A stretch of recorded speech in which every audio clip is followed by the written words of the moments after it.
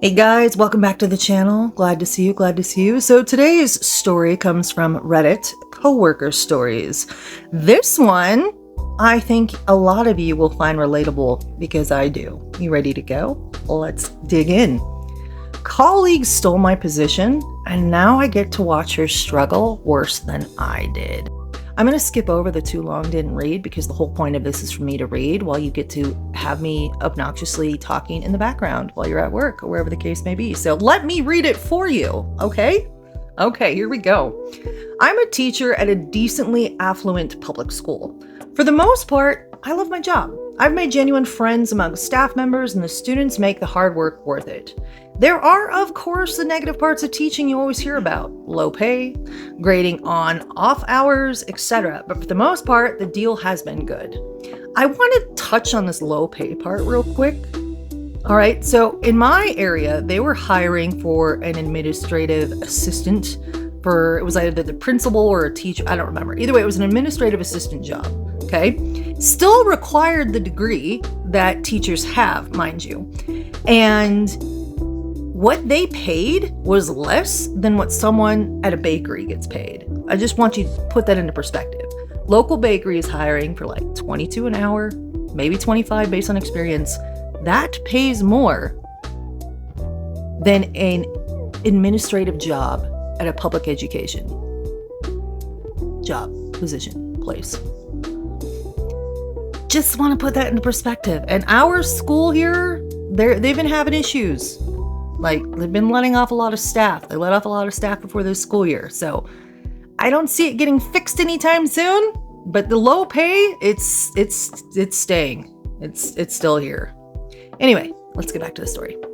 A few years back, I was recognized by my old boss as a potential leader in the building. He stressed to me that I was very data-oriented and likable among my colleagues.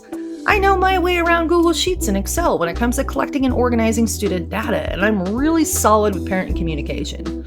I was hesitant, but eventually I agreed and became a leader for a group of teachers and students at the school, in charge of organizing meetings, overall student educational success, etc. That old boss who promoted me left, and I was stuck with a new boss who I didn't know well. I think I know where this is going. Here's where things get messy. I have a sensory processing disorder and mild hearing loss. It's hard to explain, but sometimes I genuinely do not hear things correctly. Think if you said, I'm going to pick up Stacy, I might hear something like, I'm gonna just wait and see. This happens at least once a day and usually isn't that big of a deal. Unfortunately, it is incurable, but I manage. Hey there, boo-boo. I also have a sensory processing disorder. It is a nightmare, and we adapt. We kind of figure out, like, lip reading really helps, so I really focus on how people are speaking and what their lips are saying. That helps, but, like, if I can't hear at all, like, for example, on an airplane, I have no idea what people are saying. And usually on an airplane, I have to have those earplugs in to help with the pressurization of my inner ear. And so I really can't understand people.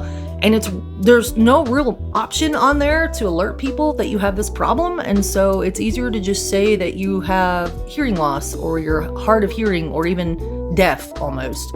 I usually just do hard of hearing, and then that way the flight attendants will get really close to me to explain things, and that's super helpful. But yeah, it is no fun at all. You mishear things a lot, or for example, I was at Costco the other day and I still to this day have no clue what was said. And you know how at the end of Costco, like when you get to the end of the checkout line, they usually put a box in your cart and they'll ask you. So I misheard him. I don't know what he said. And at first I thought he said, "Do you have a box in your car?" And I was like, "No." And then he's like, I think he said, "Do you want a box for your car?" And I said, "Yes." And then he didn't put a box in the cart. So then I started thinking, okay, maybe he said, "Do you want a box in your cart?" And I just didn't hear the T. But then at that point, it was like, well, crap. Like, I have no idea what this dude said. I'm like replaying it in my mind. He kept repeating it. And after like the third or fourth time, I was just like, yep. Because that's what we do. Like, if we still don't understand, we're just gonna nod and be like, "Yeah, I totally understood you." And so I left and I didn't have a box, and I had a whole bunch of crap in my cart that I had to put in my car with no way to transport into my house because I didn't have a box. And I still have no idea what the dude said. And he repeated himself, and I got nothing. I got nothing. Sensory processing disorder, you guys. It's fun. Carry on with the story. In meetings with my new boss would push strategies that were based around focusing on students whose state test scores were almost passing. The idea was that you would focus on all students but give extra attention to these guys. These initiatives were never written down, and I would find out later that was because the legality of such a thing is iffy at best. When these ideas were shared with me, I would constantly ask the boss after the meeting to repeat herself and then check my notes to make sure I heard her correctly. I noticed at the time that she was passively frustrated that I would do this, even though I explained I had a hearing disorder. Looking back, I wonder if she felt pressured knowing what we were doing wasn't kosher and if I made a bad impression. Yeah, no, I take copious notes at every job I've been to. I'm also a love of data. I got that from working at Amazon, believe it or not. And I had notebooks, I'm talking legal pads. Here we go. Like legal pads of notes, just notes after notes after notes that I would take. And I still do. I do it at every job that I work at. It goes hand in hand with the processing disorder. We write things down and have them in writing so we can refer back to them later. All right. Now to introduce the main character of the story, who I'll call Tenny. Hi, Tenny. Since she's the coach of a tennis team. I see what you did there, Tenny. Yeah, okay. Tenny is well liked by staff members for her years of service towards our community in a particular area. I also liked Tenny a lot and figured she'd be a great team member. Tenny, however, like my boss, became repeatedly frustrated when I would miss things. She would say to me, especially in crowded high school hallways. Sometimes she would even shout something to me as she walked past me. This led to many gaffes and mistakes. I asked her repeatedly to pause and make sure I got what she was saying or to just email me. Nothing changed. It's really frustrating. The ableist thing where it's people aren't willing to compromise or adjust for others that just need that little bit of extra help. It's really frustrating. There was at least 5 or 6 big moments that my hearing wasn't accommodated for when a simple email could have solved the problem. Just as one example, my new boss came into the hallway to let us know that an assembly location was being changed. We were to take the students to a new area, not the old one. Of course, I heard a change, but I didn't hear the location. Tenny was the only one nearby. I tapped my ear, which I usually do to indicate I didn't hear something, and asked where we were going. Tenny quickly responded and walked away, and I, once again, didn't understand. Cue me and my students walking into the assembly 5 minutes late after walking them around the building in confusion. My boss asked what had happened, and I told her simply I didn't hear her correctly. Sounds like your boss and the main character of your story are not willing to accommodate a disability.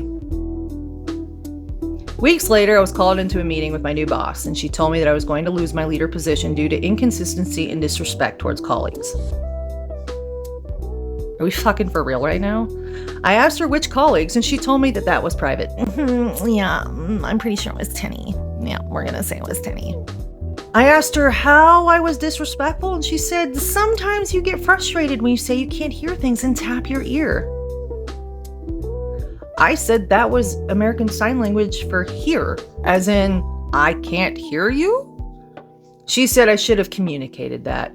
Bitch, please. Your new boss, it ain't new bossin'. Your new boss does not understand ADA at all and is an absolute train wreck. I said what I said.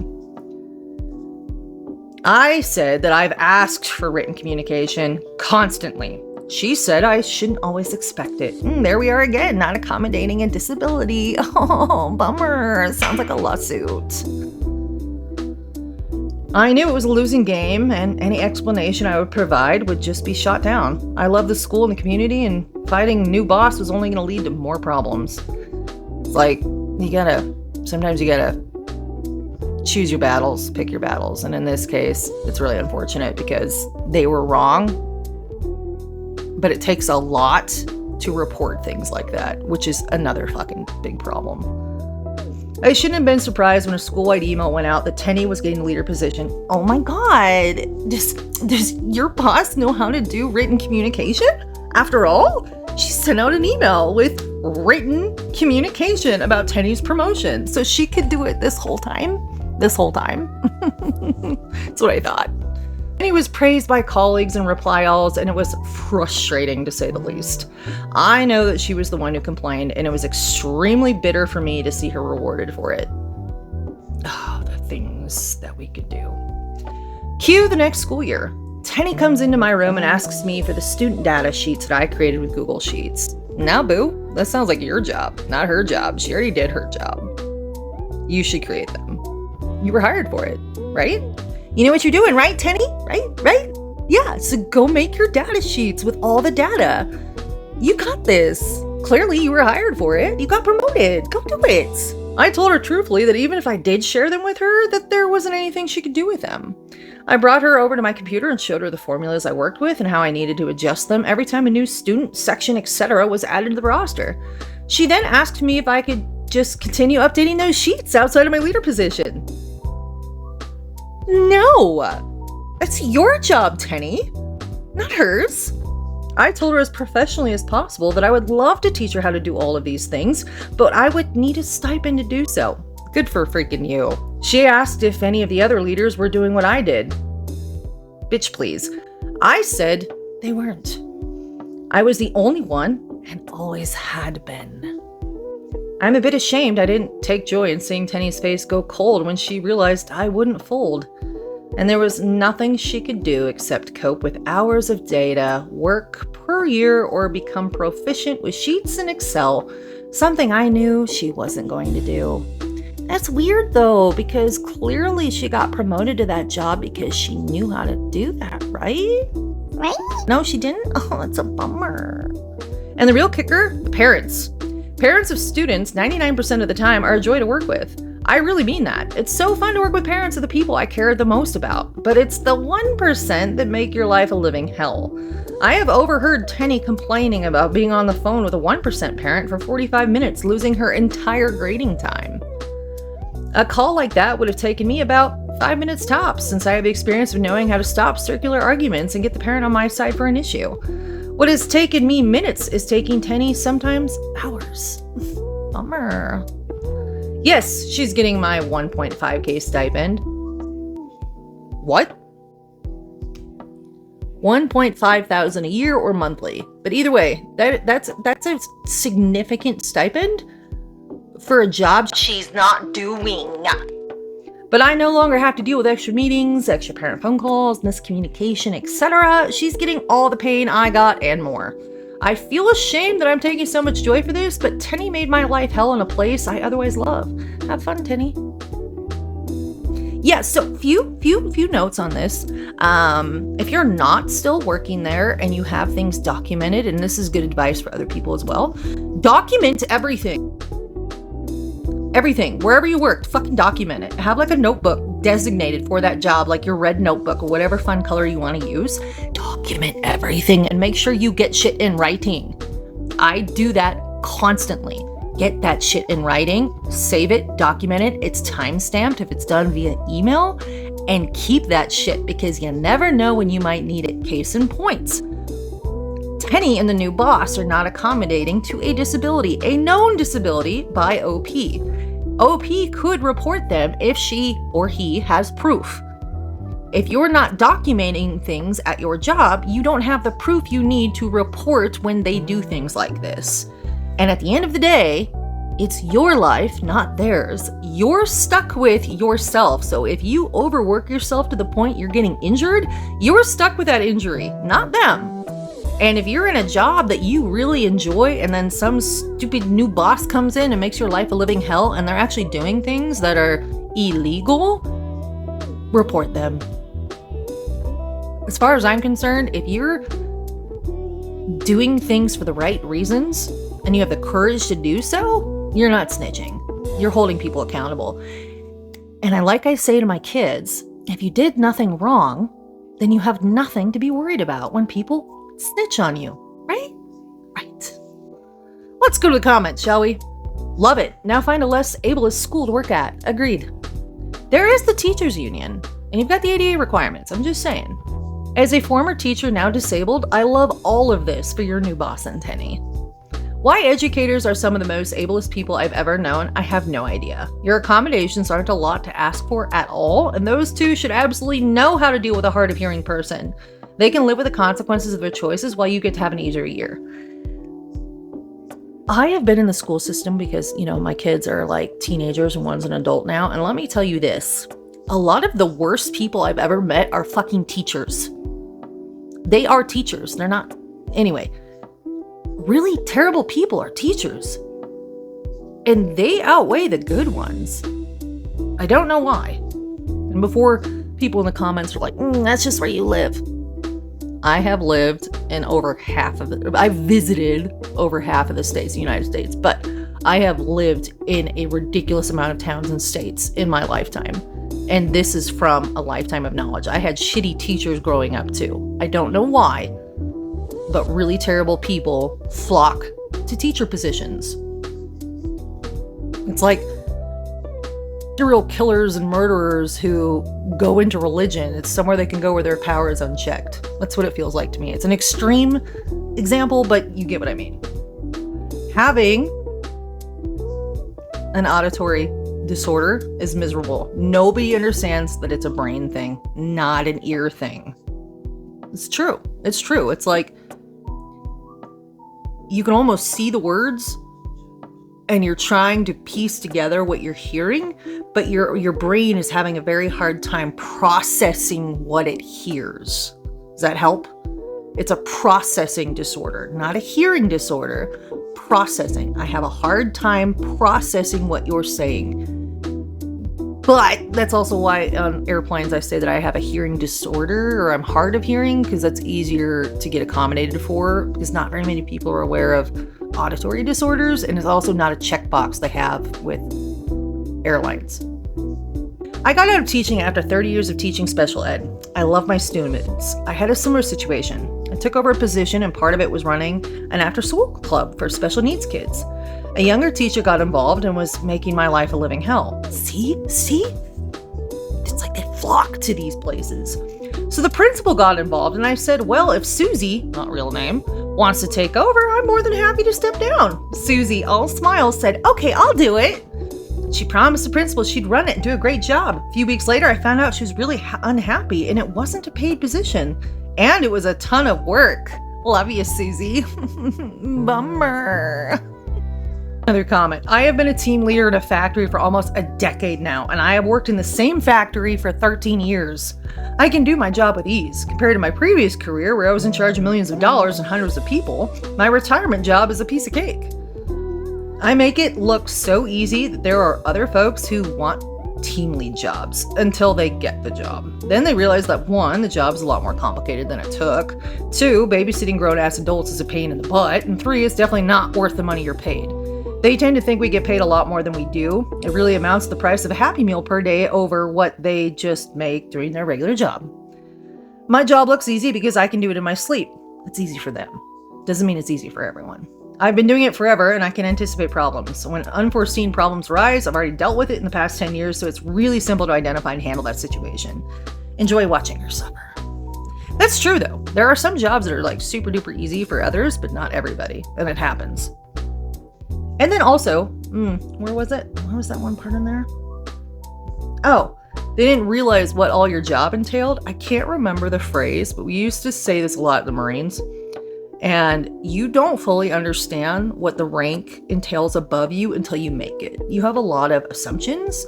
You kind of think you know, but then when you get there, you realize it's not black and white. And there's a lot more happening behind closed doors than you realized. And there's a reason for that.